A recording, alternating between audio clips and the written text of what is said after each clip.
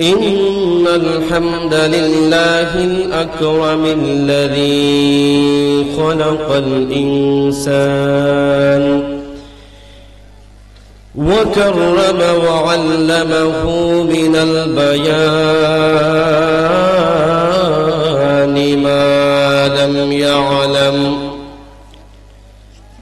فسبحان الذي لا يحصى امتنانه باللسان ولا بالقلم نشهد أن لا إله إلا الله وحده لا شريك له ونشهد أن سيدنا وسندنا وحبيبنا وطبيب قلوبنا ونورنا ومولانا محمدا عبده ورسوله فقد قال الله تعالى في كلامه المجيد وفي فرقانه الحميد أعوذ بالله من الشيطان الرجيم بسم الله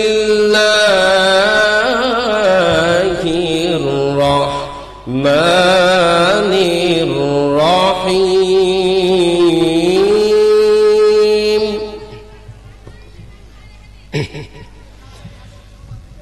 والتين والزيتون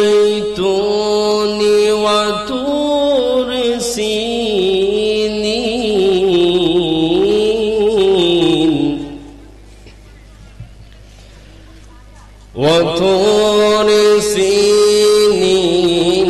وهذا البلد الأمين لقد خلقنا الإنسان في أحسن تقويم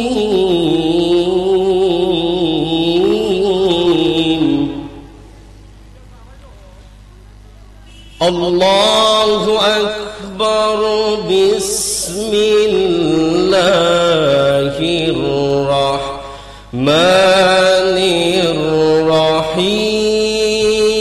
الرحيم إن الله وملائكته يصلون على النبي يا أيها الذين آمنوا صلوا عليه وسلموا تسليما اللهم صل على سيدنا مولانا وعلى آل سيدنا مولانا সকলে মনের জড়তা দূর করে রাসূলের প্রেমে মতোয়ারা হয়ে উচ্চ আওয়াজে পড়ুন আল্লাহুম্মা সাল্লি আলা সাইয়্যিদিনা মাওলানা মুহাম্মদ ওয়া আলা আলি সাইয়্যিদিনা مولانا মুহাম্মদ অন্ধকার কবরের ভিতর তাকবারে মন পড়িয়া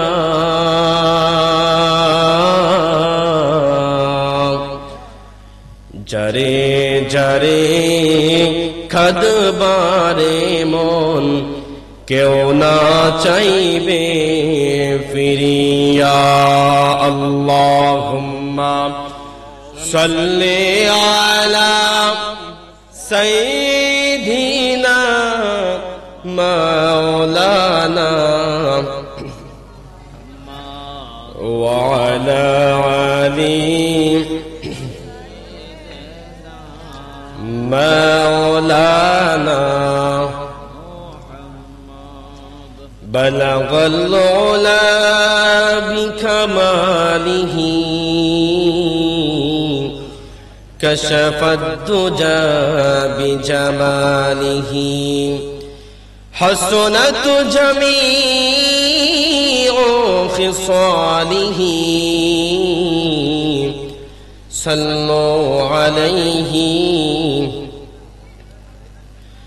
بخت قسم کے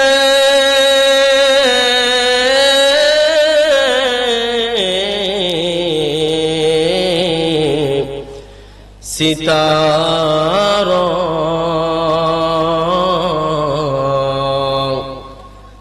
حاضر کا ہو اشارہ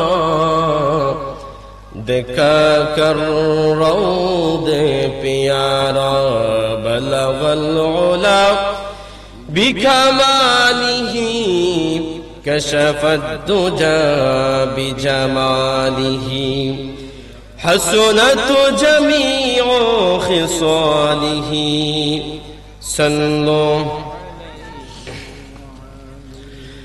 حجر میں شجر میں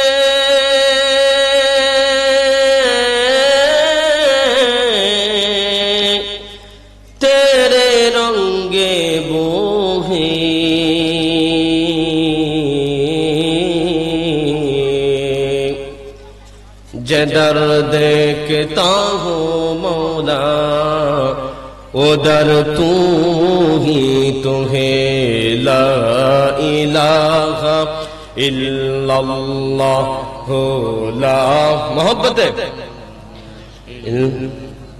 ला इलाहा सुब्हानल्लाह वल्हम्दुलिल्लाह सुब्हानल्लाह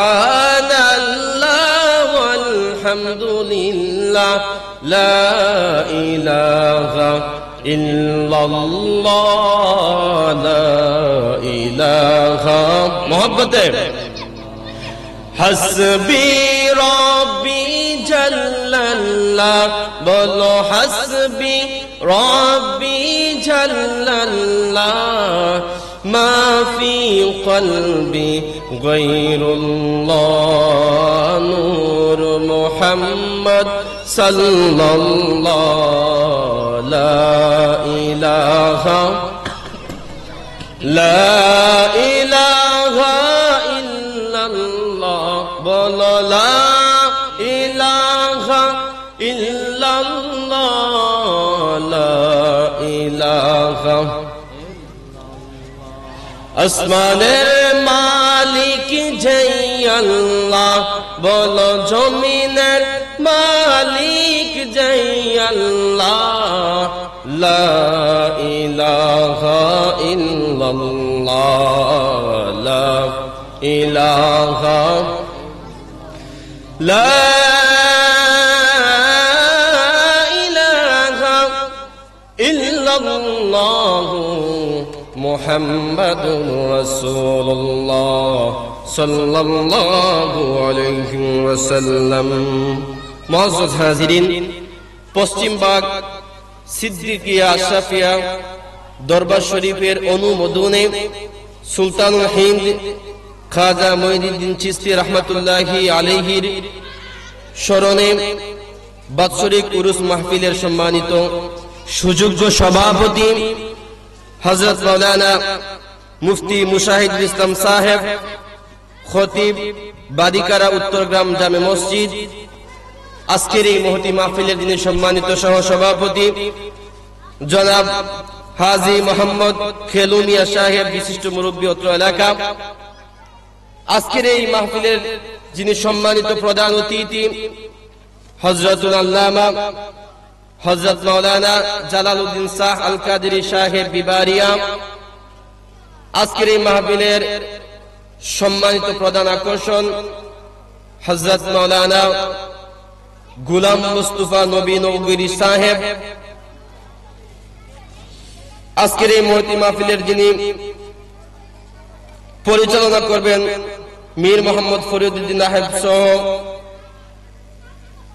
দিগার উলামায়ে কেরামগণ, সামনে উপস্থিত আমার থেকে সম্মানিত মুরব্বী বাবারা, নজওয়ান ভাইয়েরা, পর্দার আড়ালে আমার মা ও বোনেরা, আমার আলোচনার সূচনায় আমার অন্তরে অন্তঃস্থল থেকে সর্বপ্রথমে সকলকে জানাই আসসালামু আলাইকুম ওয়া রাহমাতুল্লাহি ওয়া বারাকাতুহু ওয়া মাগফিরাহ। আপনারা সবাই ভালো আছেন? আলহামদুলিল্লাহ। এই যে সামনে যে বাচ্চারা যারা ছুটাছুটি করতেছে তাদেরকে আপনারা নিষেধ দেন, কারণ আলোচনার মধ্যে ব্যাঘাত ঘটে। আলহামদুলিল্লাহ, আজকের এই সুন্দর মাহফিল যারা সুন্দর করে যারা সাজিয়েছেন, প্রত্যেককে যেন রাব্বুল আলামিন কবুল করেন। আমার পূর্বে অত্যন্ত সুন্দর নসিহত পেশ করেছেন আপনাদের মসজিদের খতিব সাহেব, হুজুরের হায়াতের মধ্যে যেন আল্লাহ বরকত দান করেন, সকলে বলি আল্লাহুম্মা আমিন। সম্মানিত হাজিরিন, আমি মহাগ্রন্থ আল কোরআন থেকে ছোট্ট একখানা সূরার কয়েকটি আয়াতে কারিমা আমি তেলাওয়াত করেছি। রব্বুল আলামিন তিনি হচ্ছেন খালিক। আমাদের অনেকের ধারণা আল্লাহ পৃথিবীর মধ্যে মাখলুক সৃষ্টি করেছেন, তিনি খালিক হয়েছেন। বিষয়টা এমন নয়। বিষয়টা হচ্ছে মূলত আল্লাহ মূলতই খালিক, এই জন্য তিনি পৃথিবীর মধ্যে মাখলুক সৃষ্টি করেছেন। সুবহানাল্লাহ বলবেন না? পৃথিবীর মধ্যে রব্বুল আলামিন জিন এবং ইনসান ছাড়া যত মাখলুক আল্লাহ সৃষ্টি করেছেন, প্রত্যেককে মানুষের কল্যাণে আল্লাহ সৃষ্টি করেছেন। মাছ যেভাবে পানির নিচে ডুবন্ত অবস্থায় থাকে, রব্বুল আলামিন এই পৃথিবীর মধ্যে আমাদেরকে তেমনি ভাবে রহমত দিয়ে ডুবিয়ে রেখেছেন। সুবহানাল্লাহ। আল্লাহ সুবহানাহু ওয়া তাআলা পৃথিবীর মধ্যে হচ্ছেন তিনি রহমান। পৃথিবীর মধ্যে তিনি রহমান, পৃথিবীর মধ্যে তিনি রহিম নন। উনার রহমানটা পৃথিবীর মধ্যে সকলকে বন্টন করতেছেন, পৃথিবীর মধ্যে রহমত সবাইকে বন্টন করতেছেন। যেই আল্লাহর ইবাদত করে তাকেও আল্লাহ দান করেন, যে আল্লাহর ইবাদত করে না, নাশুকুর করে, তাকেও আল্লাহ দান করেন। কিন্তু কিয়ামতের ময়দানে রব্বুল আলামিন আর রহমান নন, তিনি তখন রাহিম হয়ে যাবেন, যাদেরকে তাদের প্রাপ্য অনুযায়ী ফল দিবেন। আল্লাহ সুবহানাহু ওয়া তাআলা মহাগ্রন্থ আল কুরআনের মধ্যে উনার ইচ্ছা মতো অনেকগুলা সূরা আল্লাহ নাজিল করলেন। এই সূরা নাজিল করার মধ্যে 6 জন পুরুষের নামে আল্লাহ সূরা নাজিল করলেন, একজন নারীর নামে করলেন। আবার সমস্ত মা বোনদেরকে খুশি করে সমস্ত মা বোনদেরকে নিয়ে একটা সূরা নাজিল করলেন, সূরাতুন নিসা। আবার রব্বুল আলামিন মহাগ্রন্থ আল কুরআনের মধ্যে গাভীর নামে একটা সূরা আল্লাহ নাযিল করলেন। সেই সম্পর্কে রব্বুল আলামিন অন্য আয়াতে কারিমার মধ্যে বলেন, ওয়া ইন্না লাকুম ফিল আনআমি লাইবরা, দেখবেন নাসা বিজ্ঞানীরা আকাশের দিকে তারা ভ্রমণ করে। এক স্বৈরা শাসক ছিল নমরুদ, সে আল্লাহর সাথে যুদ্ধ করার জন্য আকাশের দিকে তীর নিক্ষেপ করেছিল। তার ইচ্ছা ছিল সে আল্লাহর সাথে যুদ্ধ করবে। আল্লাহ সুবহানাহু ওয়া তাআলা তিনি আমাদেরকে ঘোষণা করে দিয়েছেন, বান্দা তুমি আমাকে খুঁজতে গেলে আকাশের দিকে বাহন নিয়ে যাওয়ার কোনো প্রয়োজন নাই, বরং তুমি যেই স্থানের মধ্যে আছো ওই স্থানে থেকে থেকে তোমার মাথাটা আল্লাহর কুদরতি পায়ের মধ্যে সিজদায় লেগে দাও, ওই স্থানে আল্লাহর সাথে তোমার মুলাকাত হয়ে যাবে। আল্লাহ সুবহানাহু ওয়া তাআলা মহাগ্রন্থ আল কুরআনের মধ্যে এইভাবে আল্লাহ সুবহানাহু ওয়া তাআলা বিভিন্ন নামে আল্লাহ কুরআন নাজিল করলেন। তেমনি ভাবে রব্বুল আলামিন একটা ফলের নামে একটা সূরা নাজিল করলেন। কিসের নামে? ফলের নামে। আল্লাহ এই সূরা তো তিন ফলের নামে আল্লাহ নাজিল করলেন। এর দ্বারা আল্লাহ অঙ্গীকার করলেন মানুষ সম্পর্কে আল্লাহ একটা ওয়াদা দিয়ে আল্লাহ পাক রব্বুল আলামিন অঙ্গীকার করে এই সূরাকে আল্লাহ নাযিল করলেন। দেখবেন আগেকার অনেক মা বোনেরা বলতেন যে তিন ফল যেটা ডুমুর ফল, মানুষ বলতেন যে ডুমুর ফল খেলে নাকি মানুষ পাগল হয়ে যায়। এইভাবে একটা প্রচলন ছিল গ্রাম্য এলাকায়। আগের মা বোনেরা বলতেন যে ডুমুর ফল খেলে নাকি মানুষ পাগল হয়ে যায়। আবার এটা ভিত্তিহীন কথা। ডায়াবেটিক্সের রোগী যাদের, তাদের জন্য ডুমুর ফলটা হচ্ছে একটা ওষুধ। এবং আল্লাহ সুবহানাহু ওয়া তাআলা ডুমুর ফলের নামে একটা সূরা নাজিল করলেন। আবার কিছু কিছু কুসংস্কার এলাকার মধ্যে পাওয়া যায়। অনেক মানুষ বলেন যে জুরা কলা খেলে নাকি মানুষের যমজ বাচ্চা হয়। এগুলো কুসংস্কার, আগে আমরা শুনতাম। আবার দেখবেন আগের প্রচলন ছিল যে ওষুধ খাওয়ার সময় দোয়া করতে হবে আল্লাহ শাফি আল্লাহ মাফি, এটা আমরা শুনতাম না। এগুলো কিন্তু হাদিস অনুযায়ী কোনো বিষয় নয়, হাদিসের মধ্যে এগুলো নাই। সুন্দর একটা কথা, কিন্তু আমাদের গ্রাম্য ভাষা আমরা কি বলি? আল্লাহ শাফি আল্লাহ মাফি, আল্লাহ শাফি আল্লাহ মাফি, এগুলা বলা যায় না। আপনি কথাটা সুন্দর আপনি বলতে পারেন আল্লাহ শাফি আল্লাহ মাফি। কাজে রব্বুল আলামিন মহাগ্রন্থ আল কুরআনের মধ্যে পৃথিবীর মানুষদেরকে উল্লেখ করে রব্বুল আলামিন বলেন, আল্লাহ সুবহানাহু ওয়া তাআলা মানুষদেরকে বিশ্বাস করার জন্য, দৃঢ়তার সাথে বিশ্বাস করার জন্য চারবার আল্লাহ কসম করলেন। আল্লাহ কসম করলেন কুরআনের নামে, আল্লাহ ফলের নামে কসম করলেন। আর আমরা বান্দারা যখন কসম করি, আমাদের কসমটা দেখবেন অনেক সময় আমরা মাজারের নামে কসম করি, ঠিক কিনা? দেখবেন আমরা বাবার নামে কসম করি, আমাদের কসমটা হয় এমন বিদ্যার নামে কসম করি, মায়ের দুধের নামে কসম করি। আবার কেউ কেউ যদি বিশ্বাস না করেন, আবার আমরা মনে মনে ভাবি আমার মরা বাপের কসম করলাম, তারপরে তুই বিশ্বাস কর। না না, মান কানা ইয়াহলিফ ফালিয়াহলিফ বিল্লাহ, কসম যদি করতে হয় রব্বুল আলামিনের নামে কসম করবেন। আর আল্লাহ সুবহানাহু ওয়া তাআলা যদি চান যেই কোনো নামে তিনি কসম করতে পারবেন, তিনি হচ্ছেন খালিক। আল্লাহ সুবহানাহু ওয়া তাআলা ওয়াও দিয়ে কসম করলেন। আল্লাহ সুবহানাহু ওয়া তাআলা মহাগ্রন্থ আল কুরআনের মধ্যে ওয়াও দিয়ে কত ধরনের কসম করলেন। আল্লাহ বলেন পাহাড়ের নামে একটা কসম করলেন, ওয়াতুর ওয়া কিতাবিম মাসতুর। আল্লাহ আবার কসম করলেন ওয়াও দিয়ে, ওয়াসসামাই যাতিল বুরুজ। আল্লাহ বুরুজ বিশিষ্ট তারকার রাজির নামে আল্লাহ কসম করলেন। আবার আল্লাহ সুবহানাহু ওয়া তাআলা সময়ের নামে একখানা কসম করলেন। আল্লাহ বলেন ওয়াল আসরি ইন্নাল ইনসানা লাফি খুসর। মানুষদেরকে আল্লাহ সময়ের নামে একটা কসম করলেন। তেমনি আল্লাহ পাক রব্বুল আলামিন বলেন ওয়াতিন, বান্দা ওয়াতিন, তিন ফলের কসম আল্লাহ করলেন। ওয়াজাইতুন, জৈতুন ফলের কসম আল্লাহ করলেন। ওয়াতুর সিনিন, সিনাই পর্বতের কসম আল্লাহ করলেন। ওয়াহাযাল বালাদিল আমিন, পবিত্র মক্কা নগরীর নামে আল্লাহ কসম করলেন। এলাকায় সুবহানাল্লাহ নাই? আপনারা সুবহানাল্লাহ বলেন না? সুবহানাল্লাহ বরকত জানেন আপনারা? সুবহানাল্লাহ বরকত জানেন?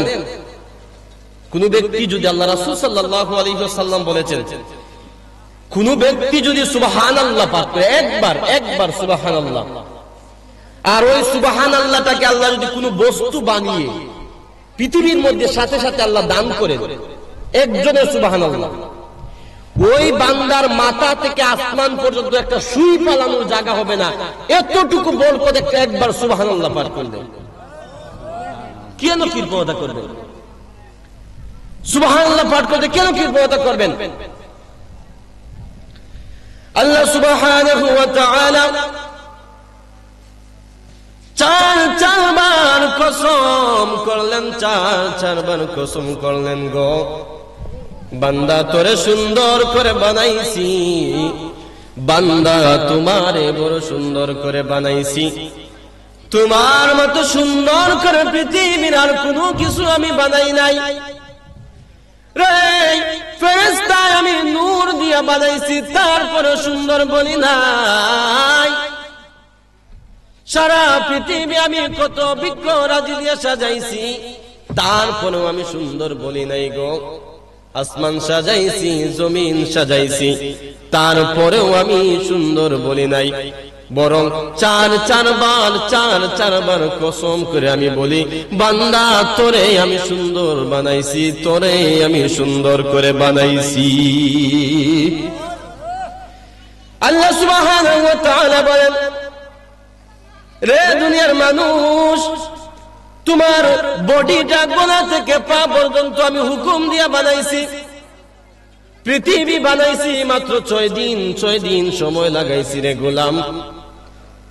পৃথিবী বানাইছি মাত্র 6 দিন লাগাইছি। আর গোলাম তোমারে বানাইতে গিয়া কমসে কম আমি 10 মাস 10 দিন ব্যবহার করছি। তারপরেও পৃথিবীর বিভিন্ন প্রজাতিরা মানুষ ছাড়া যা কিছু আছে সবকিছু জন্মের পরে উঠে দাঁড়াতে পারে, কিন্তু মানুষে আল্লাহ কত যত্ন করে বানাইলেন। এই মানুষদেরকে আস্তে আস্তে ধীরে ধীরে মানুষদেরকে আল্লাহ বড় করলেন। আল্লাহ সুবহানাহু ওয়া তাআলা তিনি বলেন মানুষের গলা থেকে পা পর্যন্ত আমি হুকুম দিয়ে বানাইছি, আর মাথাটার মধ্যে আমার কুদরতি হাত লাগাইছি। এই মাথাটা আমার কুদরতি হাত দিয়া বানাইছি, কারণ এই মাথাটা পৃথিবীর কোন মানুষের কাছে নত করবে না, একমাত্র আমি আল্লাহর কুদরতি পায়ের মধ্যে নত করবে। অথচ আমরা কত নাফরমান দুনিয়ায় আসার পরে আল্লাহ ভুলে গেছি। কেন আল্লাহ আমাদেরকে পাঠাইলেন সেই বিষয়টা আমরা ভুলে গেছি। বাবার পায়ে মাথা টেকাই, বট গাছের নিচে মাথা টেকাই, যেই কোনো জরিওয়ালা লোক দেখলে তার পায়ে সেজদা দেই, মাজারে গিয়া সেজদা দেই, গাছের নিচে সেজদা দেই। কিন্তু মালিক বলেন গোলাম তোমারে সাধারণ বানাই নাই, তোমারে আমি আল্লাহর কুদরতি পায়ে সেজদা দেওয়ার লাগি বানাইছি। ও আল্লাহ কত কসম করলেন আমাদের জন্য। আল্লাহ কসম করে বলার কারণ হচ্ছে আমরা যেন বিষয়টার গুরুত্ব দেই। জান্নাতের মধ্যে আমাদের মা বাবা পিতা মাতা হযরত আদম আলাইহিস সালাম যখন শয়তানের কুমন্ত্রণায় পড়ে তাদের শরীর থেকে যখন কাপড়গুলা ঝরে যায়,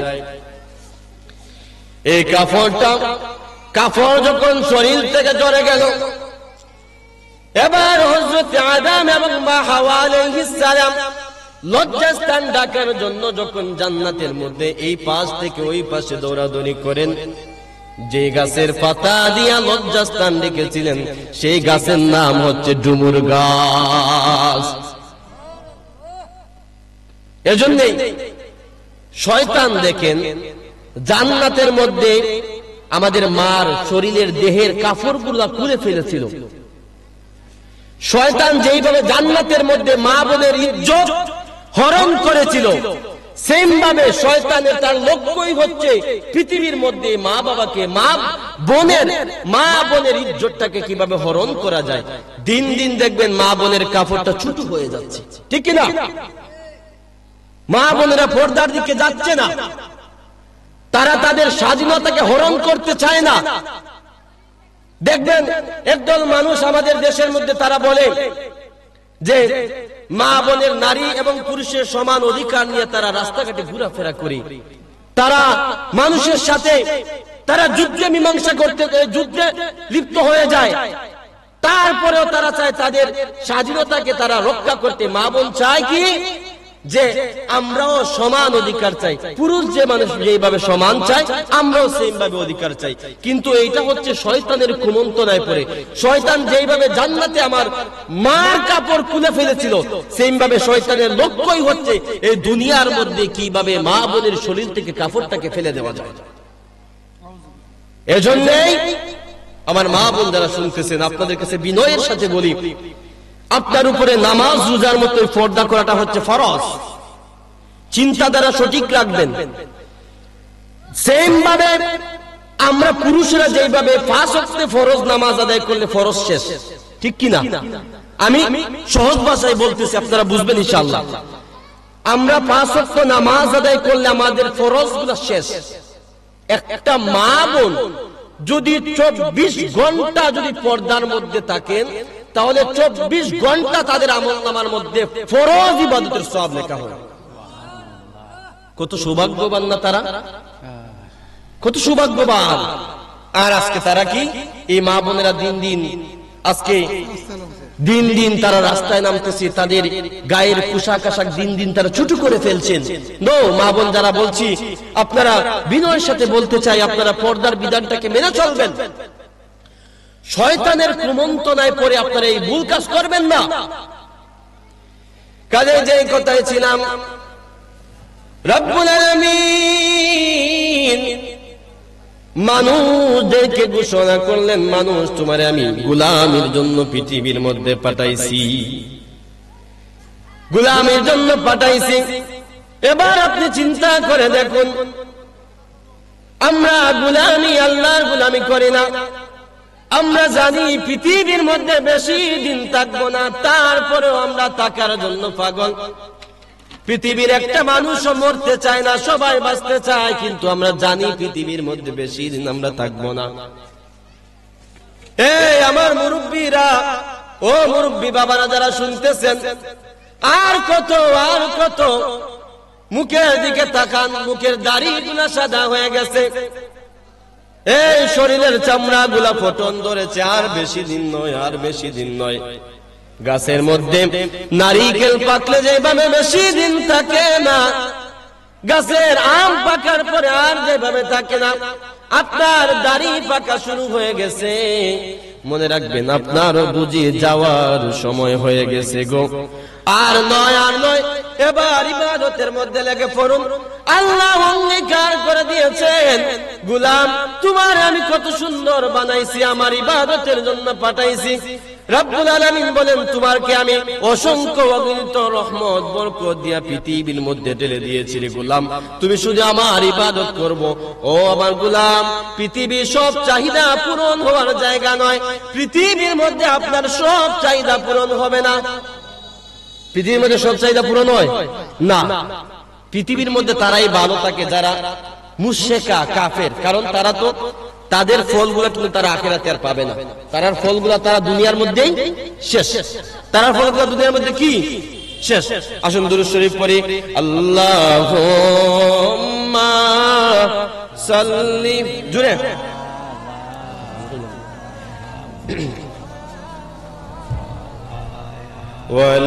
ওয়ালায়ালি সাইয়্যিদিনা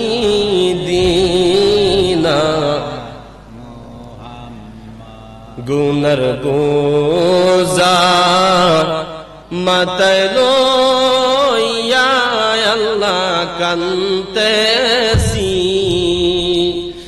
মাফ করো গো মাবুদ আল্লাহ এলাহি। পড়েন আল্লাহুম্মা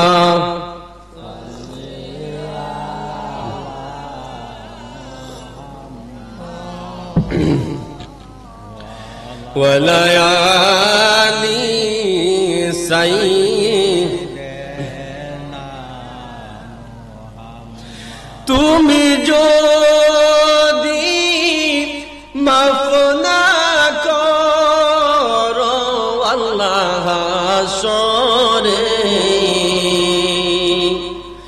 মাতার মগজ গলে পড়বে তাফেতে। আল্লাহুম্মা সাল্লি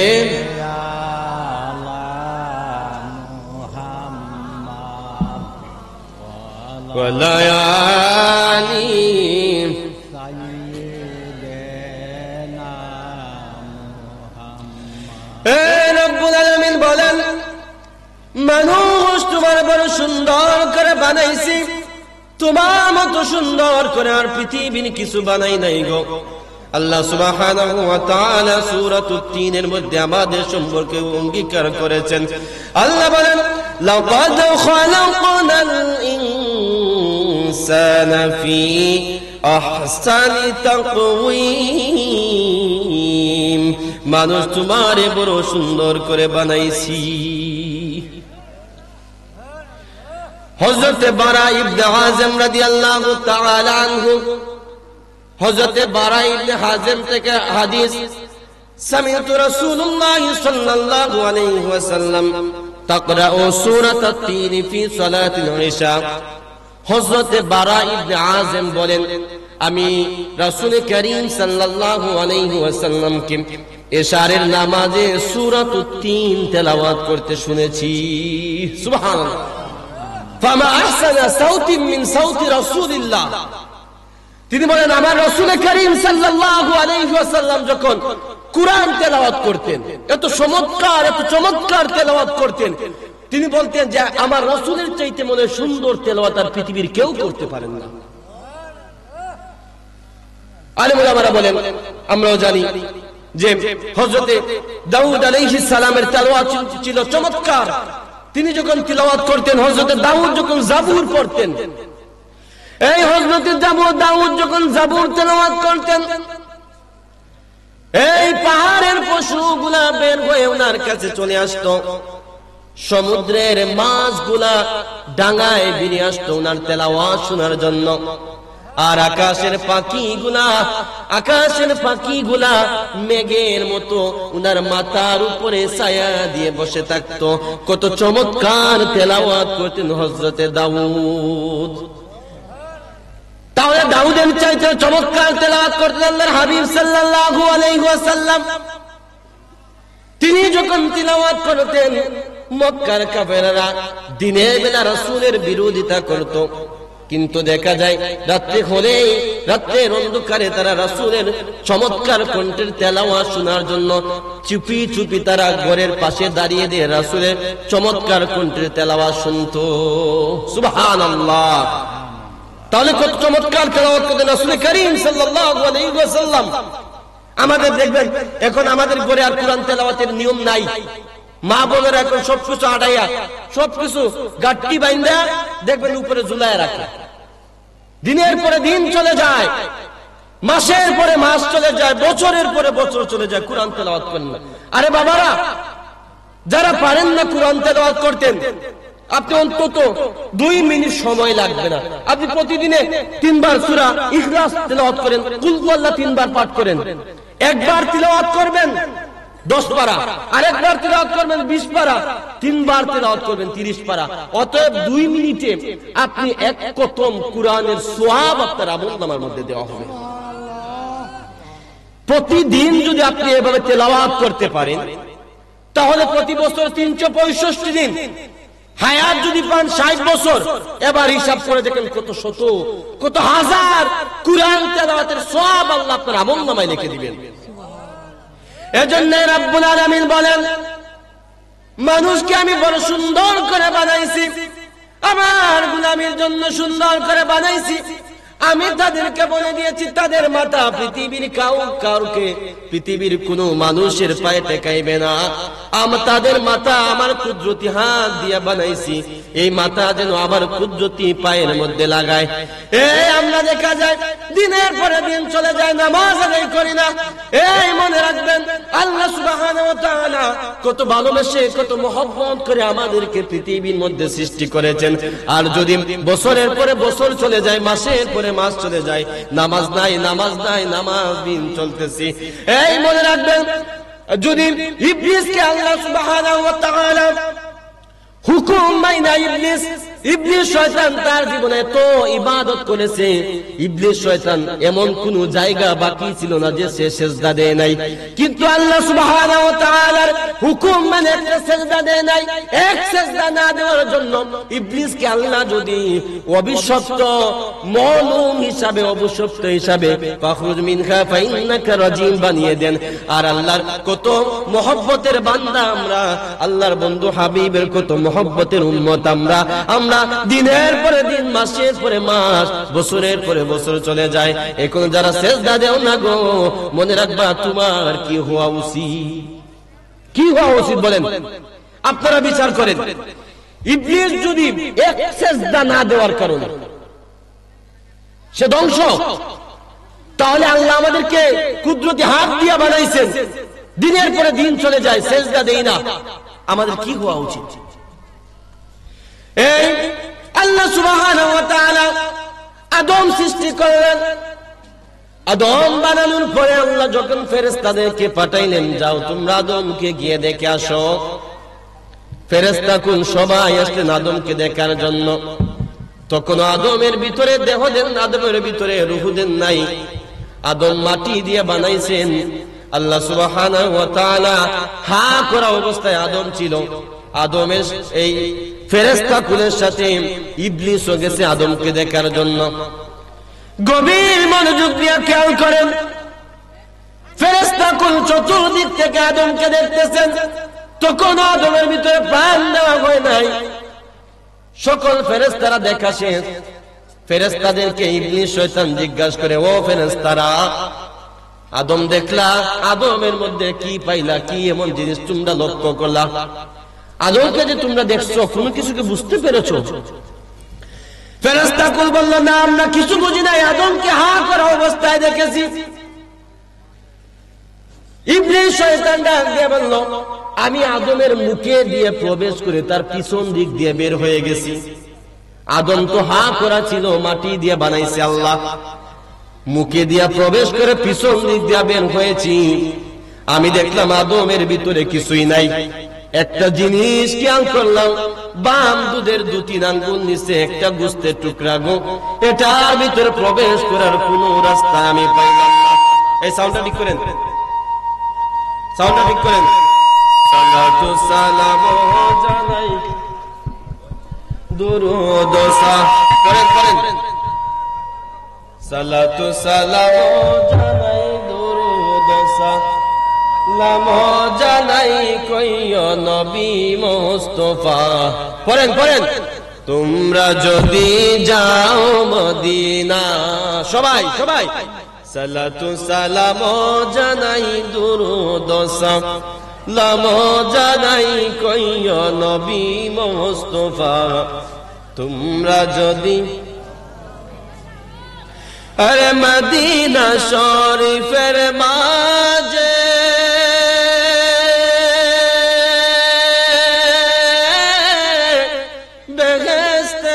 বাগান আছে গো,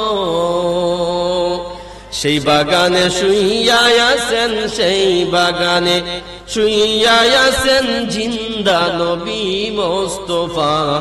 তোমরা যদি যাও মদিনা, সালাতু সালাম জানাই দুরুদ সালাম জানাই কইও নবী মুস্তাফা। তোমরা যদি, আপনাদের খারাপ লাগতেছে, বিরক্ত হচ্ছেন আপনারা? আরে আমার নবীর কদম তলে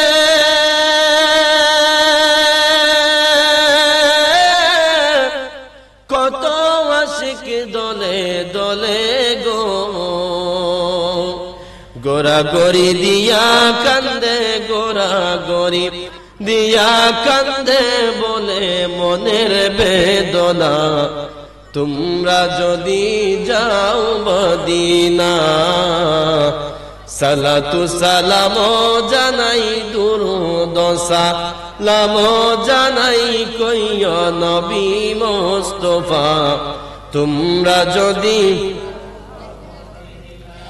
রে আল্লাহ সুবহানাহু ওয়া তাআলা একটা সেজদা না দেওয়ার জন্য যদি ইবলিস রে মালুম ফখরুজ মিনকা ফাইন্নাকা রাজিম বলে তাড়িয়ে দেন গো। আল্লাহর বন্ধু হাবিবের কত মায়ার উম্মত আমরা, কত সেজদাবিহীন দিন কাটাই রাত কাটাই, বলেন আমাদের কেমন শাস্তি হওয়া উচিত?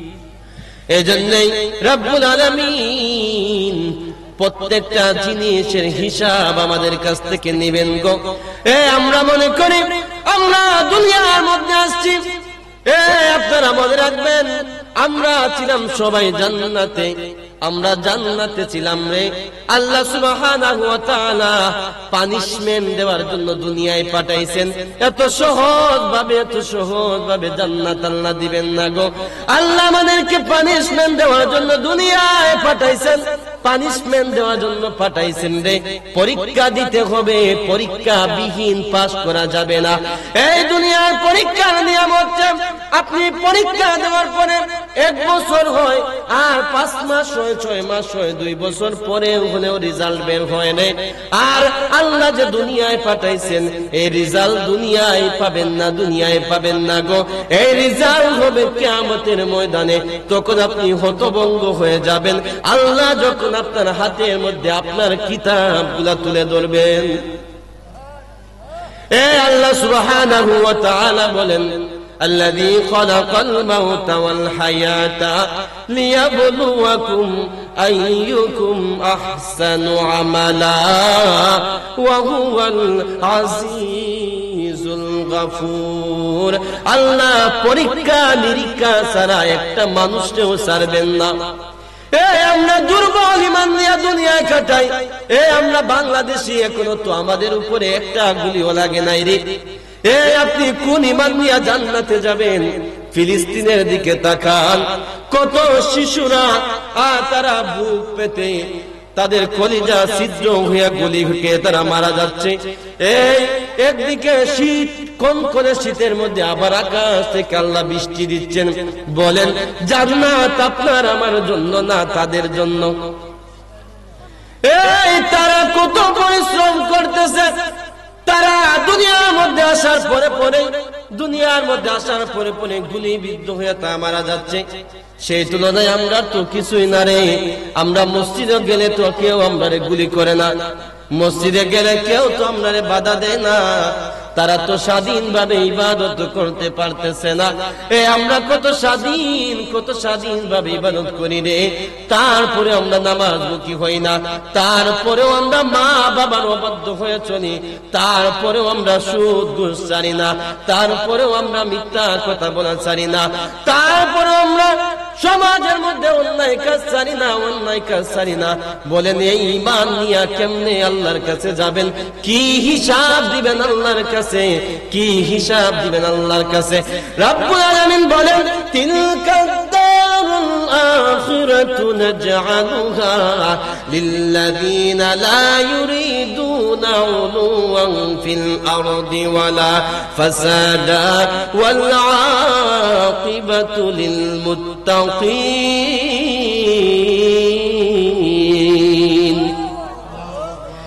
এই মালিক ডাক দিয়া বলেন, আসমানের মধ্যে মালিক ডাক দিয়া বলেন, আমি পরকালের মধ্যে এত সুন্দর জান্নাত সাজাইছি। কাদের জন্য সুন্দর জান্নাত সাজাইছি রে? যারা দুনিয়ার মধ্যে বিনিময় চায় না, দুনিয়ার মধ্যে ফিতনা করে না, ফাসাদ করে না, আহামরি টেনশনেও মরে না, এটা নাই ওটা নাই, এটা দরকার ওটা দরকার, পেরেশান পেরেশান। এই যে সম্পদ আপনি আপনার সন্তানের জন্য হারাম ভাবে রেখে যাচ্ছেন, এমন কি কোনো গ্যারান্টি আছে আপনি মরে যাওয়ার পরে এই সন্তান আপনার জন্য আল্লাহ রাস্তায় একটা টাকা দান করবে? এমন কোনো গ্যারান্টি নাই। আল্লাহ সুবহানাহু ওয়া তাআলা বলেন, জান্নাতের মধ্যে এত সুন্দর আরাম আয়েশ আমি সাজায় রাখছি রে। যে আরাম আয়েশ কাদের জন্য সাজায় রাখছি? যারা দুনিয়ার মধ্যে ফিতনা করে না, ফসাদ করে না, খুব সিম্পল ভাবে জীবন যাপন কাটায়, তাদের জন্য রব্বুল আলামিন জান্নাত সাজায় রাখছেন। আর তাদেরকে আল্লাহ ঘোষণা করে দিয়েছেন, ওয়াল আকিবাতু লিল মুত্তাকিন। তাদেরকে আল্লাহ মুত্তাকি হিসেবে ঘোষণা করে দিয়েছেন। আর আমরা কামকে আর জীবন যেমন দুনিয়ার মধ্যে কাটাই, এই যে মা বাবা আমাদেরকে দুনিয়ায় রাইখা গিয়া সম্পদ দিয়া সম্পদের মালিক বানাইছে রে, কবরের মধ্যে মা বাবা অসহায় মা বাবারা কেঁদে কেঁদে আল্লাহর কাছে তারা বলে রে, তারা কেঁদে কেঁদে চিৎকার দিয়া বলে, ও দুনিয়ার মানুষ, আমি যে তোমাকে এত সম্পদের মালিক বানাইয়া দিয়ে আসলাম, আমার ঘরের মধ্যে তুমি তা করে আমার ব্যবসা বাণিজ্য চালাও, আমার গাছের ফসল গুলো তুমি বুক করো রে, আমি যে এত কিছুর মালিক তোমারে বানাইয়া আসলাম, একটা দিনও তো কবরের পাশে আইসা কবর নিলা না। আজকে মা বাবা আমাদেরকে দুনিয়ায় রেখা সম্পদের মালিক বানাইয়া গেছে রে। কতদিন হয়ে যায় মা দেখি না, বাবা দেখি না, তারা চলে গেছেন। আর কত পরিশ্রম করে গেছেন আমাদের জন্য। আজকে দিনের পরে দিন চলে যায়, একটা দিনও তো তাদের কবরের পাশে গিয়া জিয়ারত করি না।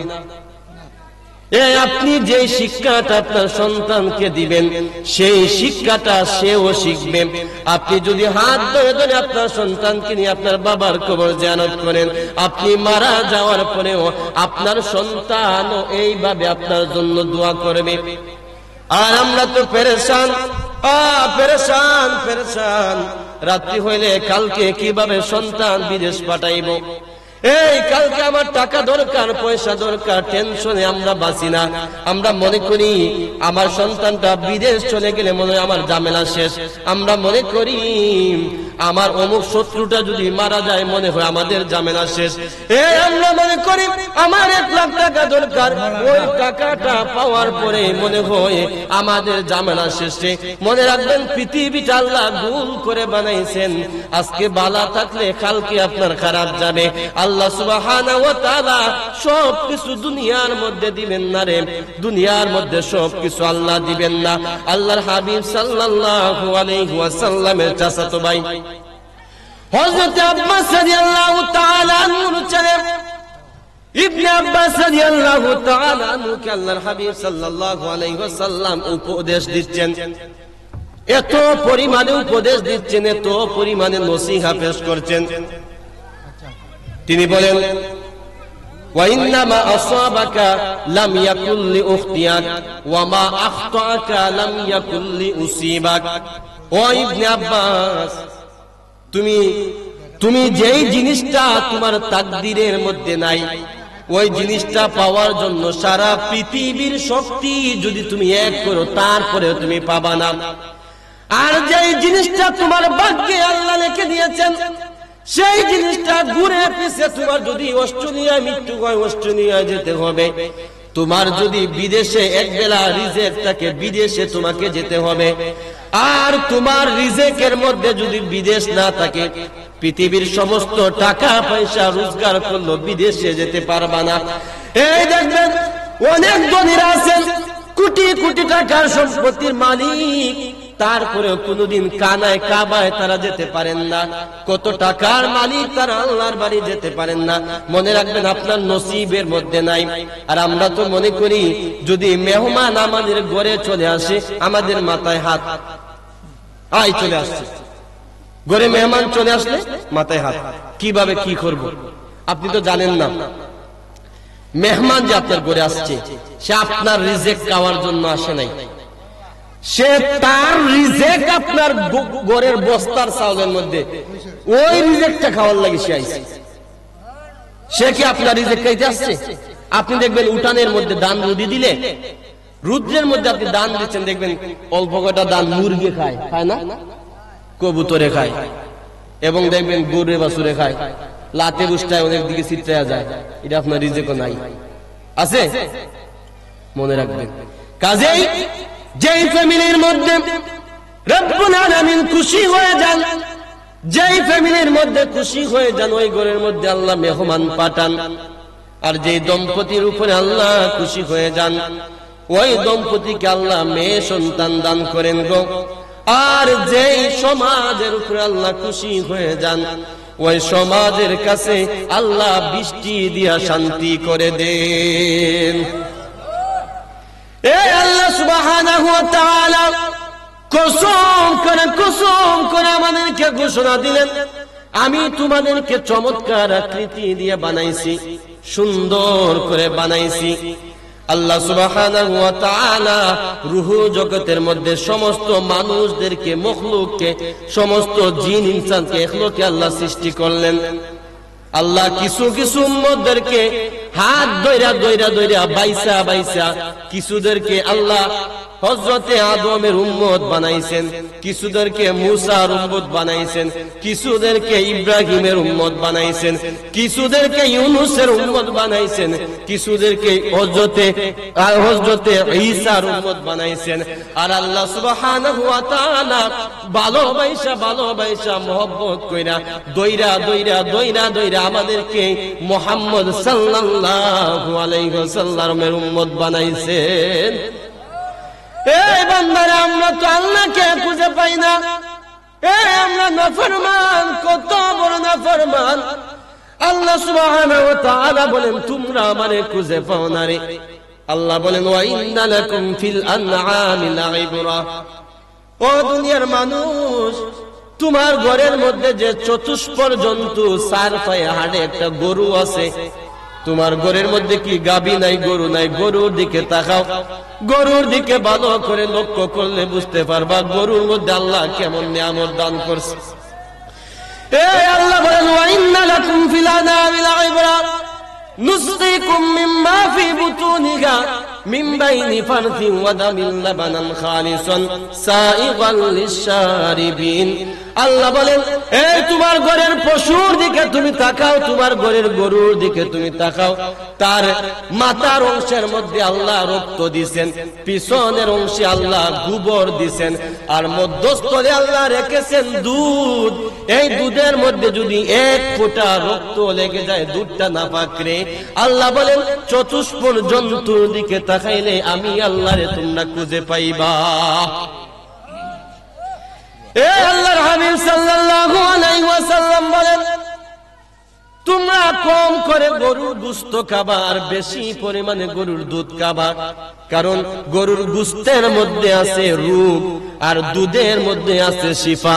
আল্লাহর হাবিব যখন পৃথিবীর সমস্ত নিয়ামত খাওয়ার পরে আল্লাহর হাবিব বলতেন, আল্লাহ এই নিয়ামতটা খেয়েছি, এই নিয়ামতটার থেকে আরো উন্নত নিয়ামত আমার ভাগ্যে নসিব ফরমাও। আর যখন রাসূল দুধ পান করতেন, দুধ পান করার পরে তিনি বলতেন, আল্লাহ এটাই উত্তম নিয়ামত, এই উত্তম নিয়ামতটা বেশি বেশি আমার ভাগ্যে নসিব ফরমাও। আমি সংক্ষিপ্ত করে দিচ্ছি, রব্বুল আলামিন আমাদেরকে বলেছেন পৃথিবীর মধ্যে হিসাব নিকাশের আল্লাহ আমাদেরকে জান্নাত দিবেন না, পৃথিবীর জগৎ শেষ হওয়ার পরে আল্লাহ যে সুন্দর করে বানাইছেন, সুন্দর করে বানাইছেন, এমনি এমনি বানান নাই। আল্লাহর ইচ্ছা আছে, আল্লাহর ইরাদা আছে।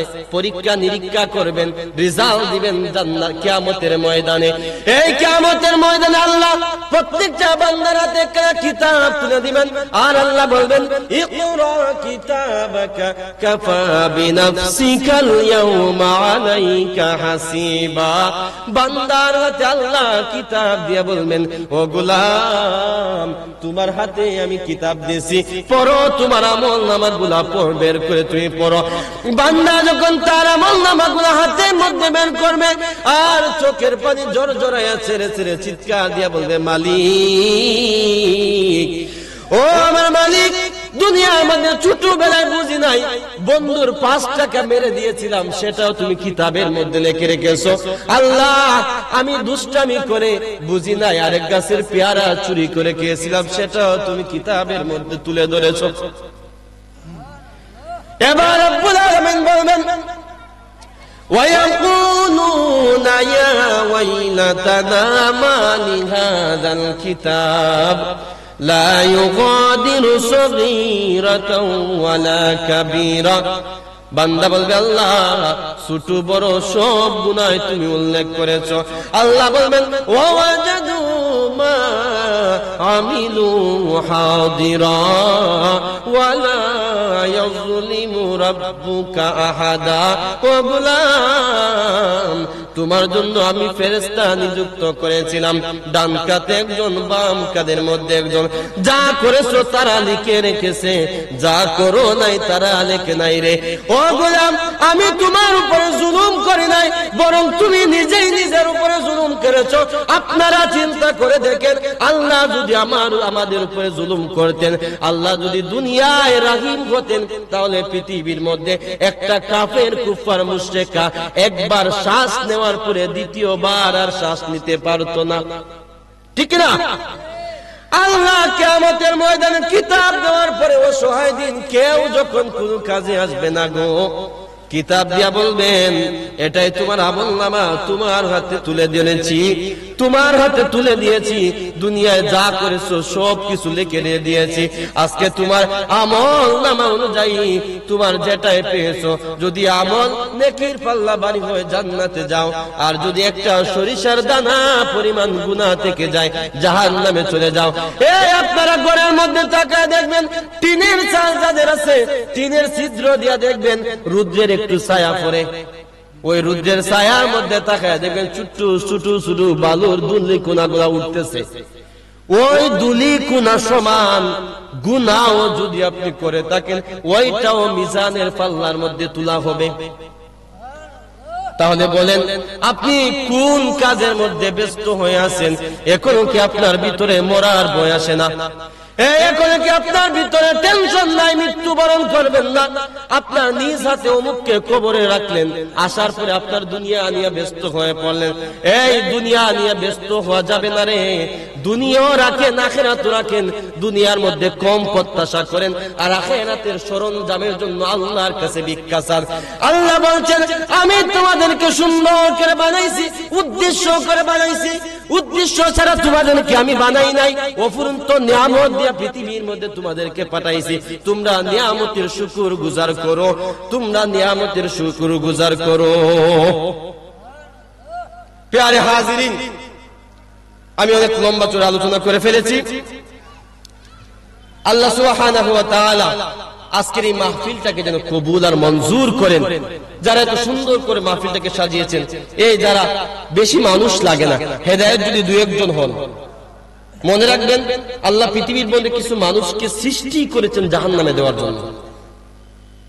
অসংখ্য মানুষ লাগে না, লক্ষ কোটি মানুষ লাগে না। এই 2-4 জন যারা আছেন, এই 70-80 জন 100 জন যারা আছেন, তাদের দ্বারা যদি 2-1 হেদায়েত হয়ে যায়, মাহফিল সার্থক। আমার চাইতে সম্মানিত মানুষরা নিচের মধ্যে বসে আছেন, আপনাদের একটাই উদ্দেশ্য আল্লাহকে খুশি করা। আর আল্লাহ যদি আজকের এই দিনটাকে কবুল করে নেন, কিয়ামতের মধ্যে আর কোনো কিছু লাগবে না আমাদের। আল্লাহ যদি আজকের এই মাহফিলটাকে কবুল করেন, সকলে বলি আল্লাহুম্মা আমিন।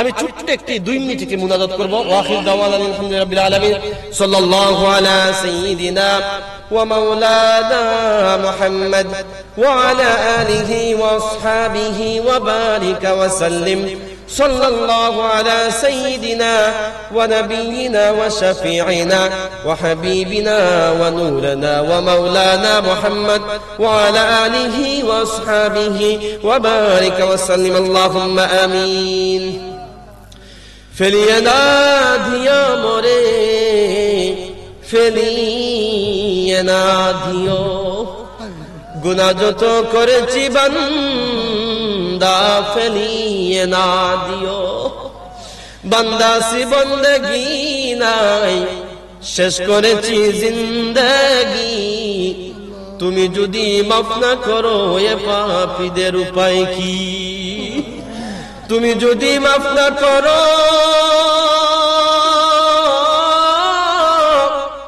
বান্দা গুনাহগার তবে কেন নাম রেখেছো গফুর গফফার গুনাহ যত করেছি মালিক সবই তোমার জানা তুমি যদি মাফ করে দাও কে করিবে মানা রব্বুল আলামিন এত সুন্দর করে যারা মাহফিলটাকে সাজিয়েছেন তাদের মনে নেক মুকাসিদে পুরা করে দাও আল্লাহ আমার পূর্বে আল্লাহ যারা সম্মানিত বক্তারা যারা আলোচনা করেছেন প্রত্যেককে আপনি কবুল আর মঞ্জুর করে নেন আমার পরে যারা আলোচনা করবেন আল্লাহ প্রত্যেককে আপনি কবুল আর মঞ্জুর করে নেন আল্লাহ আমাদের মাই বাবার জীবনের সমস্ত গুনাহে আপনি মাফ করে দেন আল্লাহ অনেক মা বাবা আমাদেরকে ছেড়ে ছেড়ে কবরে চলে গেছেন আল্লাহ তাদের কবরে জান্নাতের বাগান বাঁধাও আল্লাহ ইয়া আরহামার রাহিমিন আল্লাহ মাহফিল কমিটির প্রত্যেকটা সদস্যের নেক হায়াতে তয়্যিবা ইনায়াত ফরমাও আল্লাহ সামনে রমাদান আসতেছে আল্লাহ রমজানের রহমত বরকত আমাদের ভাগ্যে নসিব ফরমাও আল্লাহ আমাদের মধ্যে অনেক বেমারি আছেন প্রত্যেকের বেমারে শিফা করে দাও রব্বির হামহুমা কামা রব্বায়ানি সগীরা وقل رب ارحمهما كما ربياني صغيرا بفضل سبحان ربك رب العزة عما يصفون وسلام على المرسلين والحمد لله رب العالمين لا إله إلا الله محمد رسول الله صلى الله عليه وسلم